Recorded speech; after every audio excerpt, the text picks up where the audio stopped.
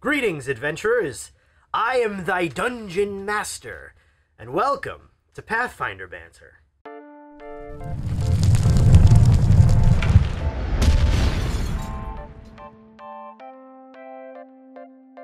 Today we're going to talk about dragons. That's right, dragons, the most mystical and mysterious of all fantasy monsters. Now in the Pathfinder setting, there are more than just 10 different types of dragons. But what I'm going to talk about are the 10 most iconic. There are two different types of dragons. There's the metallic, and then there's the chromatic. Chromatic dragons are your traditional dragons, usually evil and mysterious, and wants to kill you, and eat you, and have you for a snack. Metallic dragons, on the other hand, are less traditional. They're more heroic, wise, teachers, guides, scholars. Either way, today we're going to talk about them. And nonetheless, they're very cool. In Pathfinder, I just spit. In Pathfinder and most tabletop gaming, dragons are essentially the culmination of a campaign. It's not like other video games. For copyright reasons, I can't exactly say who they are. Do you know who you are? In most video games, dragons can be taken out relatively on routine. Whether you have the right weapons or the right equipment or the right skills, dragons are basically monsters. Dragons in Pathfinder and Dungeons & Dragons are incredibly intelligent. They're essentially a race, not a monster. Think of them as a race that you can never play. They're ancient and extremely powerful. Most dragons have a lifespan ranging more than a millennium. Dragons all share similar physiology. They all have tails. They're typically between about 100 feet long to about 150 feet long when they reach maximum length. Most dragons have distinctive head features, like horns, and all dragons, most famously, can fly and have a breath weapon. And let's start with the chromatic.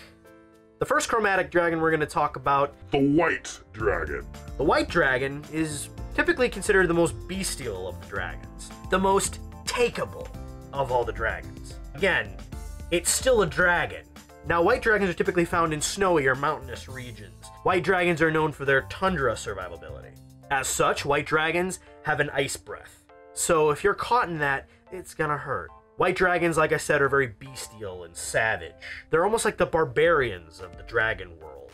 White dragons are usually the easiest dragon you'll be able to find, and if you actually hunt it down and chase it back to its lair, he's probably the one you're most likely to kill. The blue dragon. The blue dragon is one of my favorite dragons, as they're the mafia dons of the dragons. Yeah, that fat Timmy, put it out on.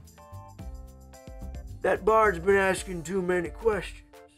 Blue dragons often contain large networks of different contacts, ranging from contract killers to kings. Blue dragons value knowledge, specifically knowledge about you. If you ever encounter a blue dragon, it's because he wanted you to find him.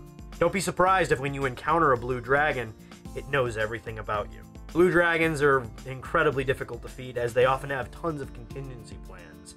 And if you ever actually do succeed in finding one, it has about 1,000 ways out. And whatever plans you've thought of, he's thought of them too and knows about 10 different ways out.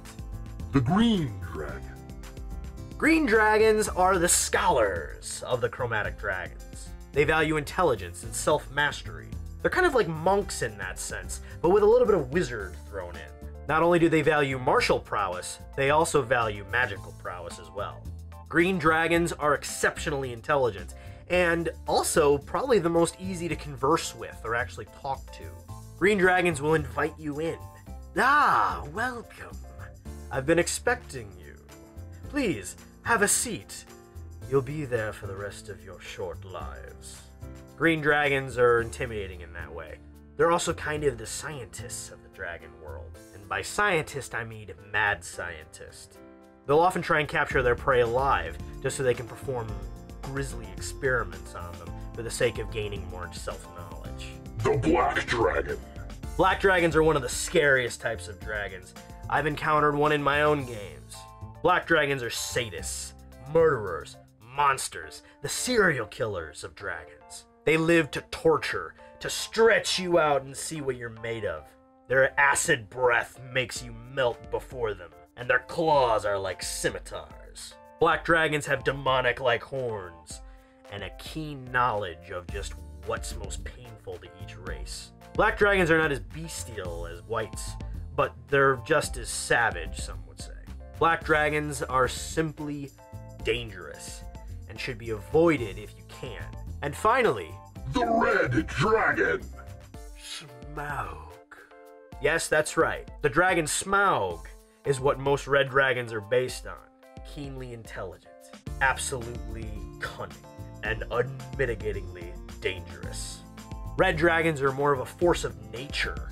They live for destruction and to dominate. Red dragons are tyrants. Often they want their lower races to call them king, or even god in some instances. Red dragons value destruction, often for destruction's sake. They want nothing more than to see the kingdoms laid waste before them with the survivors as their slaves. Now you might be asking, thy dungeon master, why should we fight these things if they're so scary? Well, besides bragging rights, and you'll definitely get them should you somehow kill a dragon, it's their massive hordes that you truly want. Aside from the substantial experience boost, they also have quite a bit of really interesting items in their hordes for you to kind of pick out as you will. Just good luck getting out of there alive should the dragon still be there. Now, one thing that really pisses me off about a lot of DMs is how they play dragons. Dragons should never be wusses. The dragon is a culmination of a campaign. The dragon represents the pinnacle of D&D, the pinnacle of Pathfinder monsters. Now, aside from gods, of course, or godlike monsters in mythic quests, like the Tarask, but we're not talking about him. First off, dragons should never land. You got a paladin down there with a greatsword in his hand, mages down there who are casting lightning bolts and fire spells. You got a bard singing a song. You have a ranger shooting a bow. Now, if you've been counting, that's basically 2 range guys. That just means the dragon has less to worry about. A DM should always play a dragon smartly. Even the dumbest white dragons are still typically smarter than your average human. So why would they get in range of a huge greatsword or in a massive fireball spell? Instead, dragon should just fly circles. Or if it can't win, run. Live to fight another day. Finally, you should remember, chromatic dragons, though they can be talked to and sometimes reasoned with, should be avoided at all costs, players. But if you just have to come across one, DMs, remember, fight like the dragon. Think like the dragon. Be the dragon! And remember, guys, always have fun. Thanks. This is Pathfinder Banter. I am thy dungeon master. Subscribe below if you liked what I said, and hope to see you next week when we talk about the metallic dragons. Fight well, and happy gaming.